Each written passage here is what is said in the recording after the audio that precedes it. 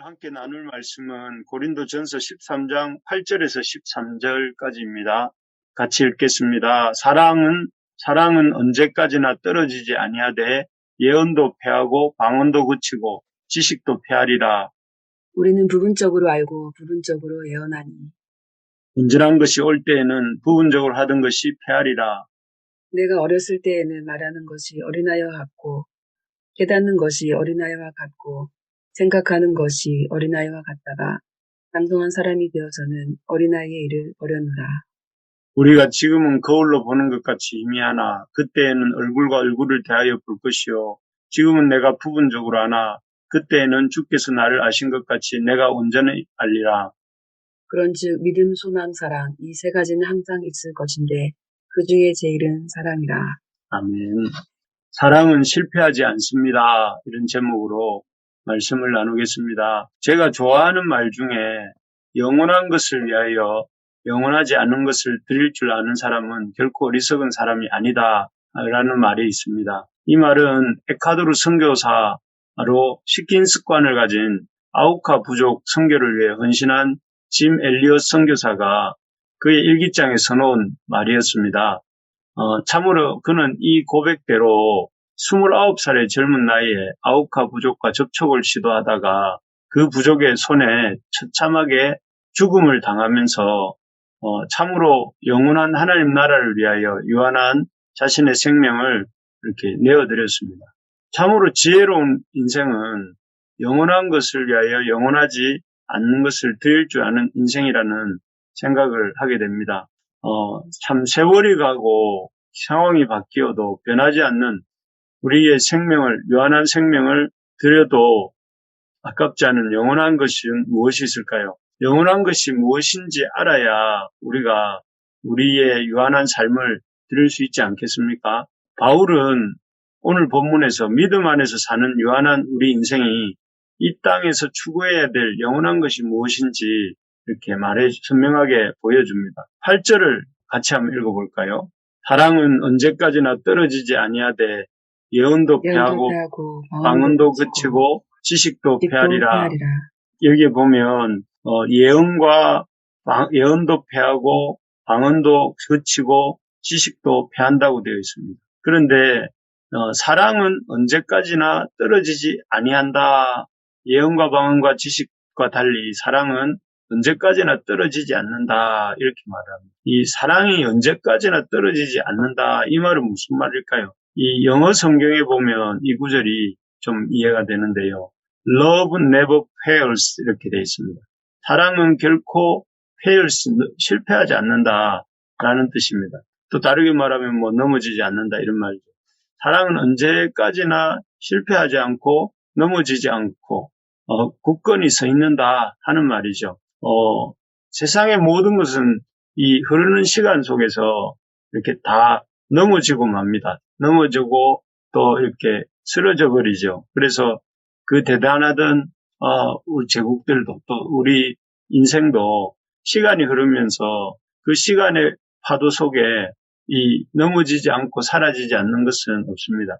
그래서 모든 것이 시간의 흐름 속에서 다 사라지죠. 아마 우리도 언젠가는 그렇게 되겠죠. 그런데 그런 우리가 우리에게 있어서 이 시간의 파도 속에서 사라지지 않고 넘어지지 않고 영원히 서 있는 것이 무엇인가?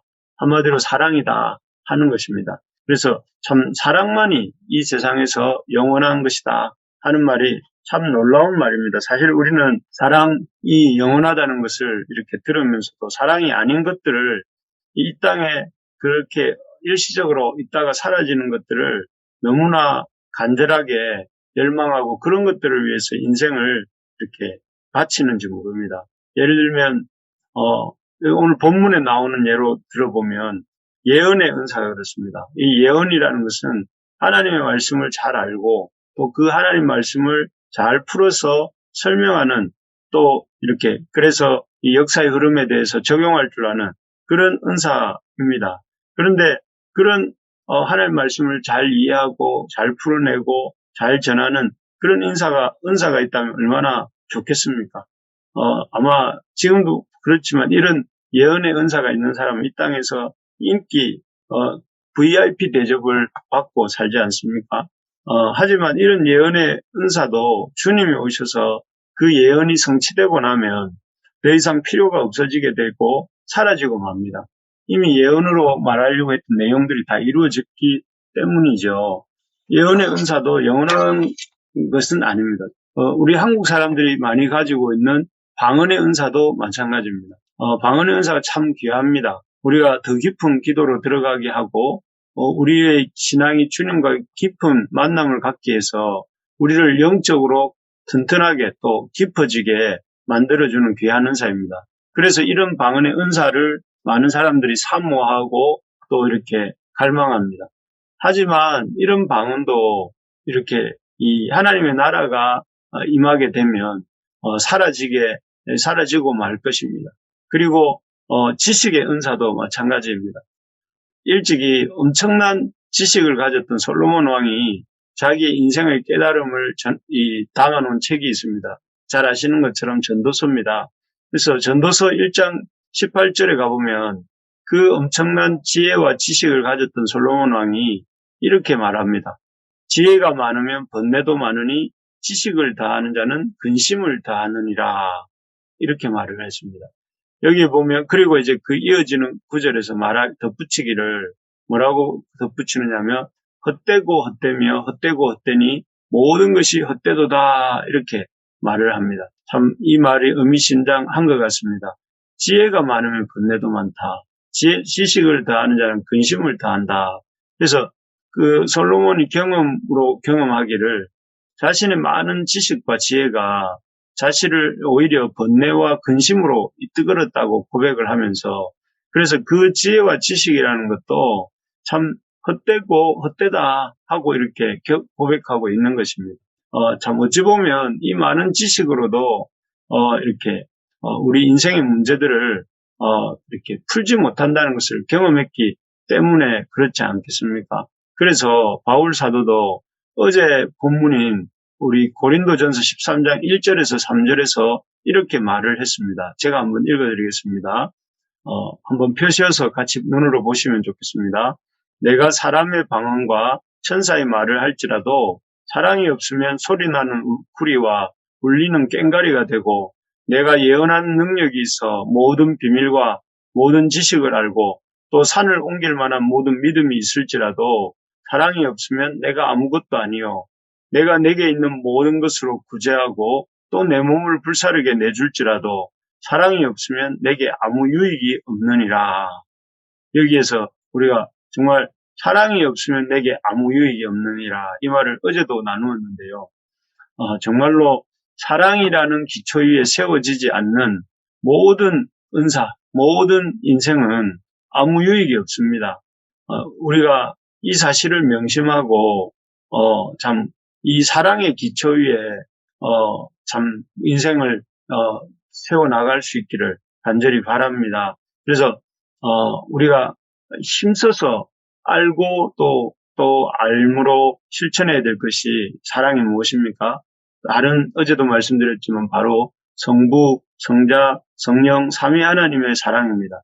그래서 하나님 아버지의 사랑을 알고 아들 하나님의, 성자 아들 하나님의 그 낮아지신 사랑을 알고 성령 하나님의 동행하시는 그 사랑을 알고 경험하고 또 힘써 실천해 나갈 수 있어야 되겠습니다. 그렇게 해서 우리 일생 큰 사랑은 못할지라도 하루에 한 가지씩 하나님의 사랑을 실천해 나갈 때 이렇게 우리의 삶 속에 이런 하나님 주시는 놀라운 유익들이 있게 된다 하는 것이죠. 그래서 하나님의 이런 사랑이 영원하다는 것을 알고 하나님을 닮아가면서 그 하나님의 사랑을 알아가고 닮아가면서 하루에 한 가지씩 하나님의 사랑을 실천하는 삶을 살게 될 때 우리에게 어떤 유익이 오게 될까요? 우리 첫 번째는 부분적으로 알던 것을 온전히 알게 된다 이렇게 말을 합니다. 10절입니다. 제가 한번 읽어보겠습니다. 온전한 것이 올 때는 부분적으로 하던 것이 패하리라.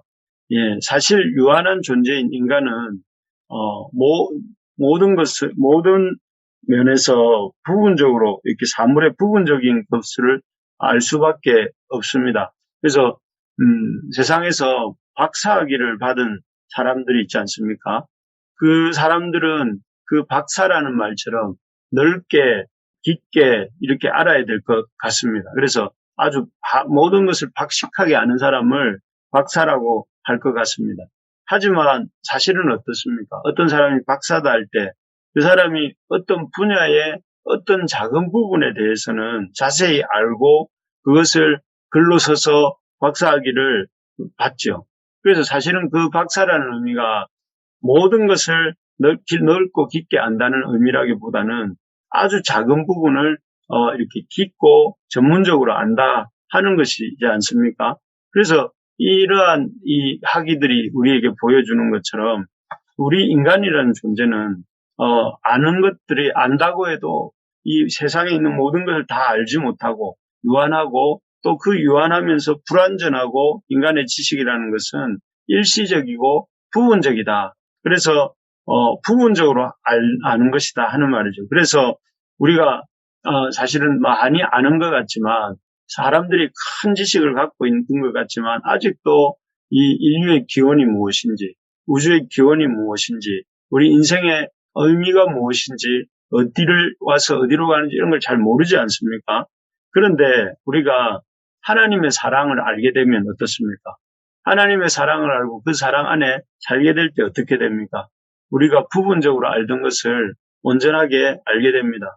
이 세상이 어떻게 시작되었는지, 또 어디를 향해 가고 있는지, 나는 누구인지, 어떻게 살아야 되는지, 하나님의 사랑을 우리가 알게 될 때, 우리가 그런 것들을 알게 됩니다. 그런 것들을 알게 되면 어떻게 또 될까요? 그렇게 되면 우리 삶이, 갈 방향을 찾게 되고, 또 이런 성숙과 또 이렇게 성장을 열매를 맺게 되는 것이죠. 바라기는 우리의 부분적인 알을 잘 깨닫고 우리가 그렇지만 부분적인 그 한계 지식 속에 머물지 말고 하나님의 사랑을 받아들이고 알아감으로 또 그 사랑을 실천함으로 영원한 그 사랑을 붙들 수 있는 우리가 될 수 있기를 간절히 소망합니다. 두 번째로 우리가 이 사랑을 알게 될 때, 그 하나님의 사랑을 배워서 그 사랑 안에 거하게 될 때 알게 되는 것이, 점점 더 성장하고 성숙하게 된다. 이렇게 말씀합니다. 11절을, 같이 한번 읽어보겠습니다. 11절입니다. 내가 어렸을 때에는 말하는 것이 어린아이와 같고, 깨닫는 것이 어린아이와 같고, 생각하는 것이 어린아이와 같다가 장성한 사람이 되어서는 어린아이의 일을 버렸노라. 세상에서 이렇게 가장 이 자기중심적인 존재가 누구냐 하면 어린아이입니다. 그래서 어린아이들은 모든 것을 자기 손에 쥐려고 하지 않습니까? 그리고 모든 것이 자기 뜻대로 되어야 됩니다. 그렇지 않으면 막 울고 불고 이렇게 하지요. 그런데 이 어린아이와 같은 것이 같은 존재가 우리였습니다. 그런데 우리가 이 하나님의 사랑을 알고 자기의 목숨도 아끼지 아니하고 내어주신 우리 주님의 사랑을 받아들이게 될 때에 어떤 사람이 된다는 것입니까? 어린아이의 이 깨달음을 버리고 또 어린아이와 같이 생각하지 않게 되고 또 어린아이와 같이 이 유치한 자기의 것만 생각하지 않는 그런 사람이 된다는 것입니다. 그래서 점점 어린아이의 티를 벗고 성숙하고 성장의 이 장성한 사람이 되어갑니다. 그래서 늘 자기중심적이었던 어린아이와 같은 사람이 하나님의 사랑을 알게 되고 그 사랑을 추구할 때에 다른 사람들을 배려하고 먼저 섬기는 사람이 되게 되는 것입니다. 그래서 우리가 이 하나님의 사랑을 이렇게 받아들이고 그 사랑 안에 거하게 될 때에 또 그 사랑을 실천하는 삶을 살게 될 때에 우리가 성장해지고 성숙해 가면서 많은 그 어린아이의 유치함을 이렇게 버리게 되는 것입니다. 이 신앙 횟수가 지나가도 여전히 자기만을 봐주기를 원하고 또 자기에게만 공동체가 자기에게 맞춰주기를 원하고 또 자기에게만 어떤 모든 관심의 초점이 모아지길 원하는 부분이 우리에게 있다면 그런 부분을 아직도 우리가 하나님의 사랑을 잘 모르는 것이죠. 그래서 우리가 더 깊이 하나님의 사랑을 알도록 또 알 수 있게 해달라고 우리가 기도해야 되겠습니다. 바라는 것은 우리 부르심의 가족들이 이런 성숙한 하나님의 그 자녀들이 될 수 있기를 간절히 소망합니다. 마지막으로 이 하나님의 사랑을 알게 될 때, 또 그 사랑 안에 거하게 될 때 우리가 주님에 대해 온전히 알게 됩니다. 12절입니다. 제가 한번 읽어드리겠습니다. 우리가 지금은 거울로 보는 것 같이 희미하나 그때는 얼굴과 얼굴을 대하여 볼 것이요. 지금은 내가 부분적으로 아나 그때에는 주께서 나를 아신 것 같이 내가 온전히 알리라. 이렇게 되어 있습니다. 여기에 보면 주님을 온전히 알게 되는 것, 어떻게 알 수 있는가? 그것은 지금 우리가 부분적으로 주님을 알지 않습니까? 그래서 마치 거울로 보는 것 같이 희미하다. 오늘날에야 좀 다르지만 옛날에는 거울을 동을 반짝반짝 닦아서 그렇게 그 동이나 이런 모양에 비춰서 이렇게 그런 어떤 동이나 이런 철로 된 것들을 이렇게 만들어서 거울을 만들었기 때문에 얼굴이 그렇게 선명하게 그 거울에 비치지 않았다고 해요. 그런데 그런 것처럼 우리가 지금은 희미하지만 주님의 사랑 안에 거하고 그래서 그 사랑이 완성되어 주님이 다시 임할 때에 우리는 부분적으로 알던 것을 온전히 알게 되고 또 그렇게 우리 하나님을 보게 된다 하는 것입니다. 그것은 참 주님을 온전히 알게 된다는 게 무엇입니까? 사실 모세도 시내산에 올라갔을 때에 하나님의 그 놀라운 영광을 보기를 원했지만 하나님이 모세에게 그 등만 보여주셨습니다. 경험하지 못했지요. 그런데 우리가 사랑을 하게 되면 주님을 온전히 얼굴과 얼굴을 대하는 것처럼 볼 것이고 주께서 나를 아신 것 같이 내가 그를 알게 된다 이렇게 말을 합니다. 우리가 주님의 사랑을 받고 또 주님의 사랑을 나누는 삶을 살다 보면 우리가 마지막에 어떻게 된다는 것입니까? 주님의 놀라운 영광에 직접 참여하게 되는 놀라운 영광의 일부가 되고 직접 참여하게 되는 그런 복을 우리가 받아 누리게 된다 하는 것입니다. 정말 그렇습니다. 우리가 주님을 사랑하다 보면 그 사랑이 그 주님을 향한 사랑으로 우리가 실천하고 또 사랑으로 나아갈 때에 우리의 부분적인 지식이 온전하게 되고 우리의 그 어린아이와 같은 삶이 성장하게 하고 성숙하게 되고 또 우리의 하나님에 대해서 이렇게 이 동으로 만든 거울을 보는 것 같이 희미했던 우리의 그 지식이 하나님의 영광에 참여하며 온전하게 된다 하는 것입니다. 바라는 것은 이런 사랑을 추구하는 우리 모든 부르심의 가족들 되기를 소망합니다. 이 땅에 사라지고 없어질 것들이 아니라 이 땅에서 영원한 것 그리고 그 영원한 참 영원히 우리에게 그 기쁨을 주는 그것이 무엇인가 하면 하나님을 사랑하고 또 하나님의 사랑으로 우리의 이웃들을 사랑하는 것. 그것이 바로 우리 하나님의 그것이 바로 영원한 것입니다. 그래서 이 우리의 유한한 삶을 이 영원한 하나님의 사랑을 알고 또 그 사랑에 참여하는데 우리의 그 삶을 드릴 수 있는 우리 모두가 될 수 있기를 간절히 소망합니다.